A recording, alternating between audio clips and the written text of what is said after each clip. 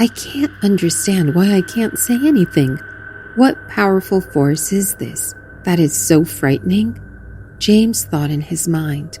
Finally, he was talking about a terrifying power. This is a story that James and his brother Henry can never forget. It was those days when James and Henry both went to college together, and their ages were also the same. In their class, there was a girl named Elizabeth who was very beautiful and everyone's favorite friend. Whatever was in her attracted anyone who saw her. I don't know why, James said. Henry, I've been waiting for you for so long. I've made these sweets for you, Elizabeth said to Henry. In reality, Elizabeth and Henry were quite good friends. They always stayed together, and their friendship was known throughout the college. But for some reason, James didn't like this friendship. Elizabeth always wore full-sleeve tops. One day, alone in a dark room, Elizabeth raised the sleeves of her hands. And what is this? Bloodstains on her hands and large marks cut with a knife, James said in a startled voice from a distance. Who was Elizabeth after all? It was 1 a.m., and at that moment, Henry received a call. Half asleep, Henry said, "Hey, Auntie, why did you call so late? Is Elizabeth okay?" Hearing this, James also woke up. Today is a very auspicious day. Quickly come to our house, which is situated near the cemetery. Elizabeth is waiting for you, Elizabeth's mother said to the two brothers on the call. But it was 1 a.m., and the two brothers couldn't understand why Elizabeth's mother was calling them at such a late hour. The two brothers ignored her calls and went back to sleep. The next morning, seeing numerous missed calls from Elizabeth's mother, both of them were surprised. On the other hand, as soon as they went to college, Elizabeth met them and informed that there will be some rituals at her home tomorrow morning, and she wants both brothers to come along. Without thinking much, the two brothers readily agreed to go to her house. The next morning, the two brothers set out for Elizabeth's house. Little did they know, her house was quite far from the city, nestled amidst dark woods, near the cemetery. Yes, that house was situated near a deserted cemetery, which was a bit spooky. But without any inspection or examination, the two brothers reached her house. Not only this, in that deserted cemetery, James saw a lady who must have been around 50 years old performing some ritual. Even after seeing this, he ignored it, and they thought to enter into the house. "Oh, what's this?" "To enter the house, we have to cross 3 gates in front," James said. "I've never seen such a house before," he added. James wanted to stop his brother Henry from going further, but for some reason, a force seemed to be pulling both of them towards the house. Without thinking, they entered the house after crossing the gates. "Wait a minute, dear. Enter with your left foot," Elizabeth's mother instructed the two brothers. The room was filled with darkness where sunlight couldn't penetrate because all the windows of the house were covered with black cloth. Seeing this, both brothers found it strange, but they silently entered the room. Then Elizabeth came and took James with her to the garden on the terrace. On the other hand, her mother took Henry to a nearby room where a prayer ceremony was about to take place. There were several small plants placed on the terrace, all of which were dead, except for one plant with a hanging flower. Elizabeth asked James to pluck that flower, and suddenly, at that moment, that plant died within a second. Then both went together into the prayer room, where Elizabeth's mother and Henry were already standing. In that room, there was a strange black statue, which looked quite eerie. Suddenly, a handicapped boy, who seemed like a dead body out of the graveyard, was brought into the room. and candles for the prayer were placed in his hands. After that, Elizabeth's mother began the prayer. By observing everything, James realized that what was happening in that room was not an ordinary prayer. Rather, it was a worship of some evil entity, perhaps a demonic ritual. At that moment, James realized that what he saw in the cemetery before entering into the house, that same lady was actually Elizabeth's mother. On the other hand, Henry seemed bound by some force, lacking the ability to speak or escape. At that moment, James grabbed his brother Henry's hand and ran away from there. Finally, they reached an old church far away from that house, and after that, both of them were safe. Relieved to find solace in the ancient church, James and Henry tried to make sense of the eerie events they had just experienced. As they contemplated, a call from their mother interrupted their thoughts. She was anxious, had a disturbing dream where she dreamed of Jesus reassuring her that he had saved their son, but cautioned against repeating the same mistake. The brothers hesitated, but eventually explained the strange occurrences at Elizabeth's house, revealing the unsettling rituals and the mysterious force that seemed to envelope Henry. Their mother, worried yet grateful for the divine intervention in her dream, urged them to stay away from such unknown and potentially dangerous situations. As the family reconnected at home, they decided to consult the father of church for guidance. In a subsequent visit to their spiritual mentor, they found out that the strange ceremonies at Elizabeth's house were connected to the revival of a dead body at the cemetery, and Henry had unintentionally become entangled in their harmful activities. Grateful for their safety, the family pledged to strengthen their spiritual bond and uphold the teachings of Jesus' path. The unsettling episode became a pivotal moment for James and Henry, reinforcing the importance of discernment and the guidance of divine forces in their lives. In the aftermath of the unsettling events, the family embraced a newfound understanding of spirituality and discernment. Their mother's dream served as a wake-up call, prompting them to reflect on the importance of heeding divine guidance and staying away from potentially harmful situations.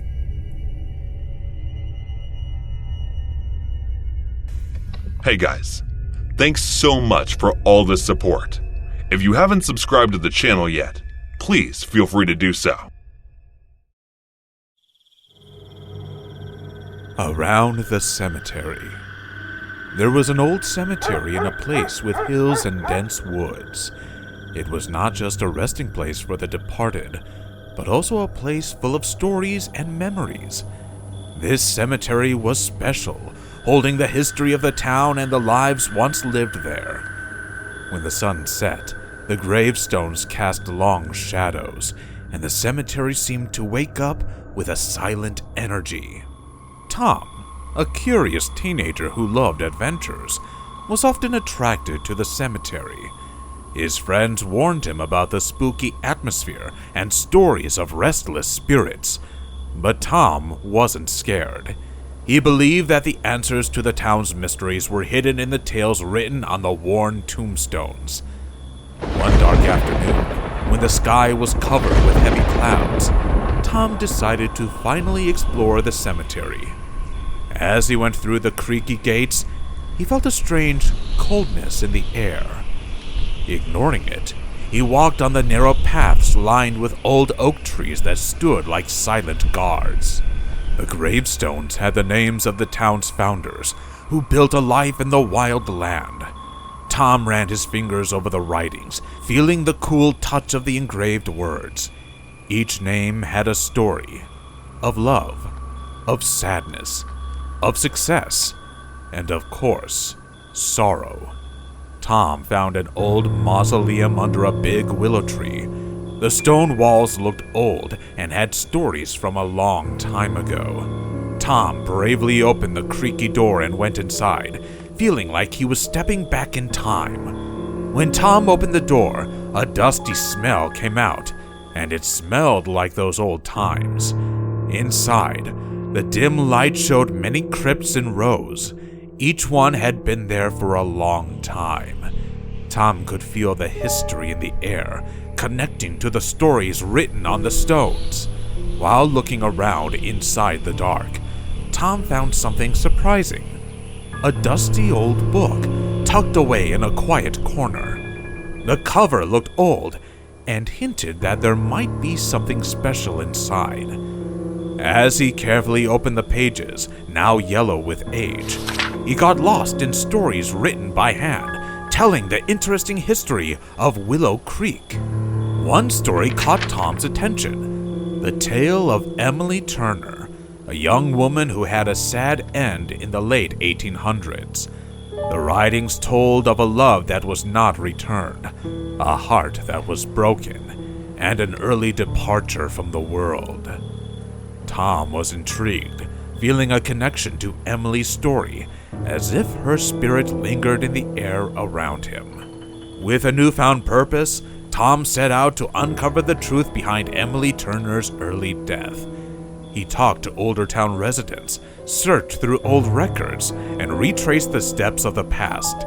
As he gathered the puzzle pieces, he found a story of love hindered by society's rules and a young woman's strength in tough times. Tom started going to the cemetery to visit Emily Turner's grave. He would sit beside it, telling stories and asking for advice. The longer he stayed, the more he felt a connection to the spirits. It seemed like the souls at rest found comfort in Tom's company, and the old stories turned into a gentle murmur that stayed with him during his journeys. One night, with the moon shining bright, Tom sat beside Emily's grave in the cemetery. A gentle glow surrounded the area, and the air seemed to shimmer with a magical light. To Tom's surprise, a see-through figure appeared. It was Emily Turner herself. Her eyes showed both sadness and gratitude as she spoke to Tom and told the story behind her death. Tom listened closely as Emily shared her memories, dreams, and the pain that kept her tied to the earthly world. In that surreal moment, a connection formed between the living and the departed, going beyond the limits of time and space. One day, as Tom sat by Emily's grave, he felt a subtle presence, and then he heard a faint voice. It was Emily's spirit. She shared with Tom the tragic story of her murder by her boyfriend. Tom, determined to seek justice, asked Emily if she knew where he could find a witness. Emily's spirit guided Tom to an old neighbor, Mrs. Johnson, who had seen the incident unfold. With newfound determination, Tom visited Mrs. Johnson and learned about the events leading to Emily's untimely death.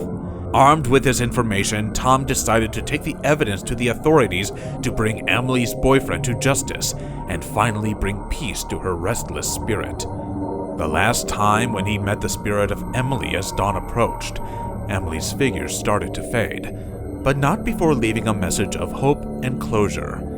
She encouraged Tom to share her story with the world, showing that love, even when hindered by circumstances, could last beyond life.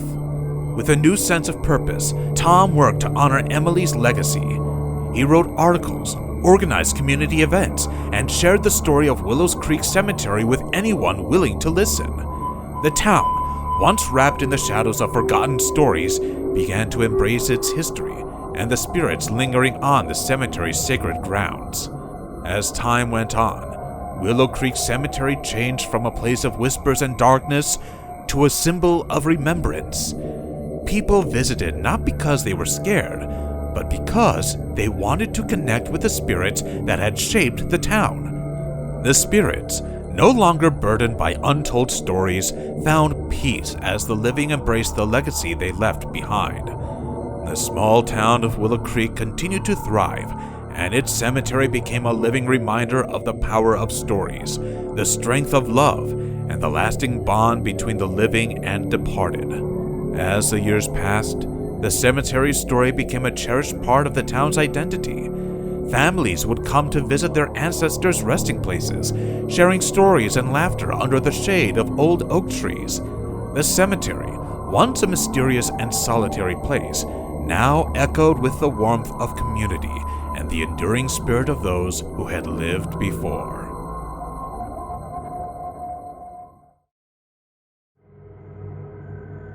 Every night, precisely at 3 a.m., he appears with a flash of light in the darkness of the cemetery and brings back the dead from their graves. If you make a deal with him, he would take away what you hold most dear. Signed by the necromancer. I read it on a wall as I was walking past the town cemetery. There was a contact number and a location given below the badly written note. These days, people would do anything for the money, I whispered to myself. I don't know what I was thinking back then, but I took a picture of that note and posted it on Instagram. I shouldn't have. My name is Grace. I'm a 23-year-old chef in a 5-star hotel in Boston. I'm always busy with my work, so I don't have time for dating. But I've had a crush on my best friend Tyler ever since we were kids. He is tall and has a sweet smile. Also, he is very kind and a brilliant lawyer. In short, he's perfect. And obviously, he has a girlfriend. Her name is Layla. They look good together, but it makes me sad. One pleasant evening, Tyler came to me and said, "Me and Layla broke up." He started to tear up. I couldn't say anything in that moment. I was relieved that he's now single. What a cruel thing to think of. Not that I want him to like me or anything, but seeing him with someone else used to hurt a little. We were standing in my front yard, and my mom had just returned from work. My mom said, "Let's have dinner together." I replied, "Mom, I don't think Tyler would be able to join us." While I was speaking, Tyler interrupted me and said, "Of course, I will eat with you. I'm starving. I only had a burger for lunch." And we headed inside. Tyler lives near my house, and our parents are good friends. After we had our dinner, my mom asked Tyler if he's okay. Tyler nodded and told my mom that he needed to go. The next day when I was going to work, I saw Tyler and Layla standing in front of his house. They looked like they were arguing. I kept walking and acted as if I didn't see anything. My superiors scolded me for being absent-minded. I couldn't focus on cooking and made a mess of things. After finishing my work before going home, I took out my phone and read the news like I usually do.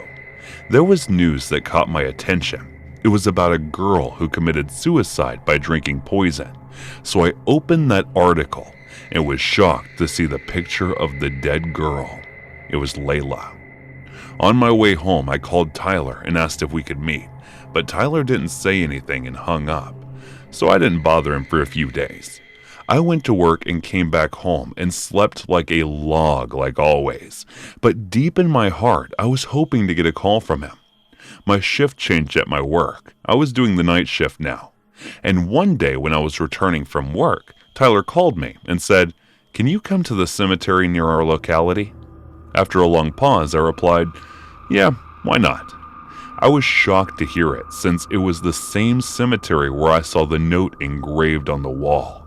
It felt weird and creepy, but it was Tyler who called me, so I decided to go. When I reached there, I saw 3 men in black robes and Tyler, who was sitting on the ground. I hesitated to enter, but I gathered the courage and went ahead. After I reached there, I asked Tyler, "What's all this about? And who are these people?" "They will help bring back Layla," Tyler answered. Those men were silent the whole time, and Tyler told me that he missed Layla and he saw my Instagram post and called the number below the note. I was scared and shocked, so I tried to run away. When I turned back, I saw a corpse lying on the ground. Due to extreme fear and shock, I had lost my voice for a few moments, and my whole body was shaking and trembling with fear. It was Layla's dead body that I saw. Before I could do anything, someone knocked me down, and I started to lose consciousness. That's when I saw Tyler dragging Layla's corpse back to the grave. He said, "Necromancer, please bring back my girlfriend. I brought you the sacrifice." One of the masked men came forward and said something in his ear. The other two attacked Tyler from behind. I lost consciousness, and Tyler was probably knocked down too. When I came to my senses, I was in a truck, and my hands and legs were tied. I saw Tyler was in a similar situation as me. He was bleeding from his forehead. My head was hurting so much, and I was struggling to free my hands and feet. Tyler regained consciousness as well. The truck stopped, and I heard the sound of footsteps coming toward us. I whispered to Tyler, "Close your eyes, and don't let them know you're awake." We acted as if we were unconscious. A man came and checked on us, and then he called the other man using abusive language. They put us on a stretcher and took us inside a building. That place was cold and smelled like medicine, and I figured out what was going on. We were taken to the operation room, and a doctor came to perform surgery on us. They were preparing for the surgery, and judging from their conversation, I knew they were going to extract our organs. I heard the police siren coming from a distance, and all the people around us started to run away. When I opened my eyes, a police officer came and asked me, "Are you okay, miss? Can you walk?" I said, "Yes, I'm okay." I went outside and looked for Tyler. He was sitting near an ambulance getting first aid for his injury. After getting examined by a doctor and giving my statement to the police, I was escorted home by them. On our way home, they told me that the group known as Necromancer was actually a group of grave robbers, and he did all that to uncover the organ trafficking that was going on in that hospital. When he contacted him, they called Tyler to the cemetery and dug Layla's grave. They asked him to sacrifice a living girl in order to bring his girlfriend back. He figured out that these people are behind the grave robbery and organ trafficking. Tyler apologized to me for putting my life in danger. I forgave him, but after that day, I never talked to him again. Relationships could be complicated in ways that one cannot imagine. There are moments when you are ready to kill for your better half, and then there are moments where you want to kill your better half. Almost everyone at some point have thought of killing somebody, but it is another thing to think about it and completely different thing to actually do that and go on and kill. The curious case of Courtney Cleaney is somewhat of a case that is incredibly terrifying, not because there are monstrosities or barbaric or anything supernatural about it, but because it is real and could happen to anyone at any given point in life. Especially when you are in relationship and the relationship is taking a toxic toll upon your life. Then there are certain moments that will lead you to take irrational steps that are damaging in many ways, and in so many ways can prove themselves to be fatally harmful for people on both sides. In the video, you are seeing a young OnlyFans model, Courtney Cleaney. She is a young model who have been developing a name on this site OnlyFans and putting herself out there and making a good living for herself.